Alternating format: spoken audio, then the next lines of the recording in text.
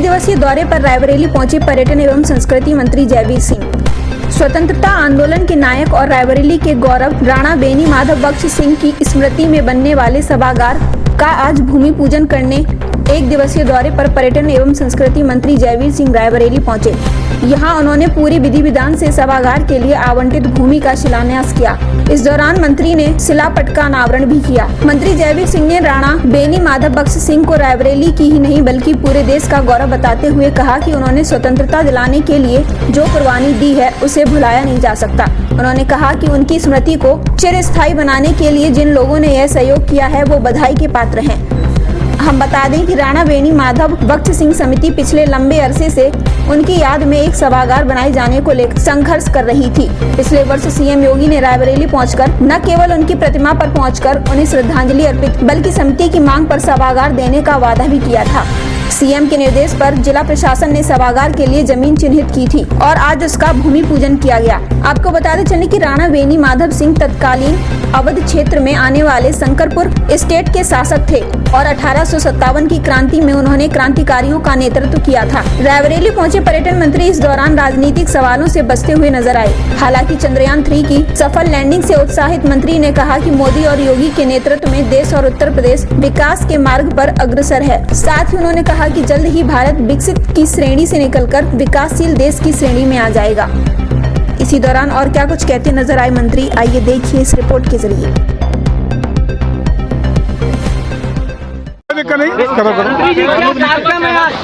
देखिए, हमारे आज़ादी के महान सपूत राणा बेनी माधव बख्श सिंह जी का, जिन्होंने देश के लिए, देश के आज़ादी के लिए महती योगदान देकर कुर्बानी देने का काम किया था, उनकी स्मृति में उत्तर प्रदेश सरकार के द्वारा और पर्यटन विभाग के द्वारा तमाम योजनाएं, जिसमें ऑडिटोरियम है, अन्य योजनाएं देने का काम किया गया है। उन योजनाओं का आज शिलान्यास हुआ है। इस पवित्र मौके पर जो भी संस्था यहाँ उनके लिए काम कर रही है, उस संस्था को बधाई, पूरे रायबरेली के जन जन को बधाई कि हमारे आज़ादी के और महान सेनानियों की स्मृति में हम लोग कुछ कर पा रहे हैं। और हमारे आदरणीय मुख्यमंत्री जी लगातार 2 बार आकर के उनको नमन और प्रणाम करने का काम किए हैं और उन्हीं माननीय मुख्यमंत्री के निर्देश और आदेश पर ही आज मैं यहाँ उपस्थित हुआ हूँ।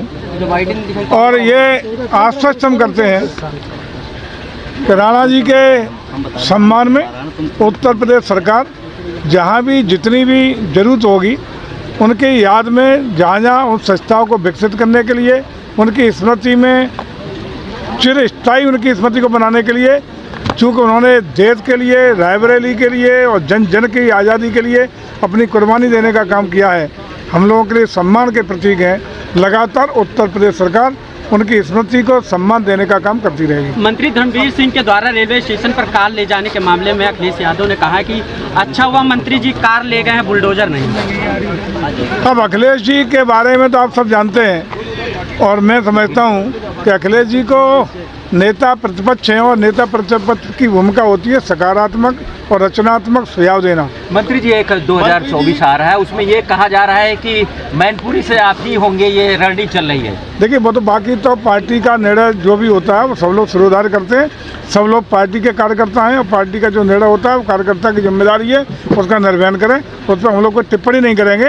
लेकिन इतना तय है कि उत्तर प्रदेश में इस समय आदरणीय योगी जी और मोदी जी के नेतृत्व में जिस तरीके से जन कल्याण के लिए, लोक कल्याण के लिए, विकास के लिए और उत्तर प्रदेश को बीमारू राज्य से बाहर निकाल के उत्तर प्रदेश को देश का ग्रोथ इंजन बनाने का काम किया है, जिस तरीके से उत्तर प्रदेश में कानून व्यवस्था मजबूत हुई है और जिस तरीके से हमारे आदरणीय प्रधानमंत्री के नेतृत्व में कल ही जो चंद्रयान 3 की एक सफल यात्रा तय हुई है, उससे न सिर्फ भारत का पहला कदम विकासशील भारत से विकसित भारत की ओर बनने का अग्रसर हुआ है, बल्कि पूरे दुनिया में हम लोगों ने स्थापित किया है कि भारत अब पिछड़ा देश नहीं, अब किसी का पिछला देश नहीं। भारत टेक्नोलॉजी में, अंतरिक्ष टेक्नोलॉजी और किसी प्रकार की टेक्नोलॉजी और साइंस और टेक्नोलॉजी में भी भारत विश्व की अगुवाई करने की क्षमता रखता है। इसके लिए हमारे वैज्ञानिकों को बधाई, हमारे जन जन के देश के लोगों को बधाई। और हम सब लोगों ने मिलकर भारत ने एक नया कीर्तिमान स्थापित किया है। और इन्हीं कीर्तिमानों के दम पे, इन्हीं क्षमताओं के दम पे, इन्हीं लोक कल्याणकारी योजनाओं के दम पर निश्चित रूप से उत्तर प्रदेश 80 की 80 सीटें जिता करके भारतीय जनता पार्टी के झोली में डालने का काम करेगा। और तीसरी बार हम आदरणीय मोदी जी को प्रधानमंत्री बनाने के लिए आदरणीय योगी जी के नेतृत्व में उत्तर प्रदेश में 100% रिजल्ट देने का काम करेंगे। इतना बड़ा कार्यक्रम हो रहा है और इसमें जो स्थानीय मंत्री जो है उनका नाम गायब कर दिया गया। एक जना करेगा तो अच्छा रहेगा।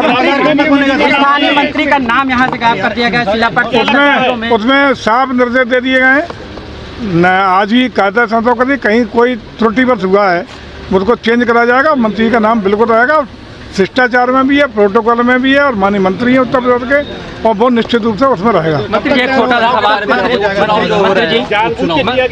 मंत्री जी एक छोटा सवाल है। सारा सब कुछ ठीक है, आपके मंत्रालय के तमाम जो संस्थान है वो पीपी मॉडल में जा रहे हैं, क्यों? इसलिए जा रहे हैं कि जो संस्थान हम लोगों के घाटे में चल रहे थे तो सरकार के संस्थान नहीं है, हमारा पर्यटन निगम जिनको चला रहा था, निगम अलग है, सरकार अलग है। तो निगम के जो संस्थान लगातार घाटे में जा रहे थे, जीर्ण शीर्ण स्थिति में थे, या बर्बाद होने के कगार पर या बर्बाद हो चुके थे, ऐसे सभी संस्थानों को लोक हित में, जनहित में और पर्यटन हित में हम लोग ट्रिपल पी पर डेवलप कराने का काम कर रहे हैं, ताकि हमारे पर्यटकों को, श्रद्धालुओं को बेहतरीन सेवाएं उत्तर प्रदेश में मिल सकें। और हमें खुशी है कि बेहतरीन रिजल्ट भी उसके आ रहे हैं। और आज उत्तर प्रदेश का पर्यटन अकेला काशी से लेकर के, अयोध्या से लेकर के, मथुरा वृंदावन से लेकर के चित्रकूट तक पूरे प्रदेश में जो 12 सर्किट हैं उसमें लगातार पर्यटकों की जिस रेशियो में वृद्धि हो रही है, हिंदुस्तान में सर्वाधिक पर्यटक उत्तर प्रदेश में इस साल आए हैं। इसके लिए पर्यटन विभाग संतुष्ट है पूरी तरह। और हमारा प्रयास है कि देश की धरती पर कोई भी विदेशी आए या देश के किसी राज्य का कोई पर्यटक है तो घूमने का मन बनाए, चाहे वो आध्यात्मिक यात्रा करे, धार्मिक यात्रा करे, ऐतिहासिक यात्रा करे, इको टूरिज्म की दृष्टि से जाए, एडवेंचर टूरिज्म की दृष्टि से जाए, वेलनेस की दृष्टि से जाए, उसकी पहली पसंद उत्तर प्रदेश हो, इसको बनाने का काम आदरणीय योगी जी के नेतृत्व में चल रहा है। मंत्री जी रायबरेली में एक समस्तपुर पश्चिमी बिहार है आपका है, और खासकर पर्यटक स्थल है, तमाम बजट आया, सब कुछ आया, लेकिन उसकी दशा उस रूप में नहीं हो पाई जिस रूप में सरकार या आप देख रहे हैं। 1.5 साल में बहुत तेज अभियान पर्यटन को आगे बढ़ाने का, संस्कृति को आगे बढ़ाने का चला है।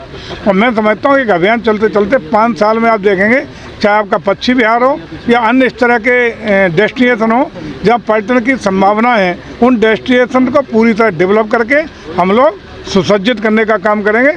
इसी अभियान के तहत हम लोग प्राइवेट पब्लिक पार्टनरशिप को भी जोड़ रहे हैं, सरकार अपने स्तर से भी कार्य कर रही है और निरंतरता के साथ कार्य चलेगा। रायबरेली को इस साल भी करोड़ों रुपया विभिन्न प्रोजेक्ट हमने दिया है। मैं विस्तृत विवरण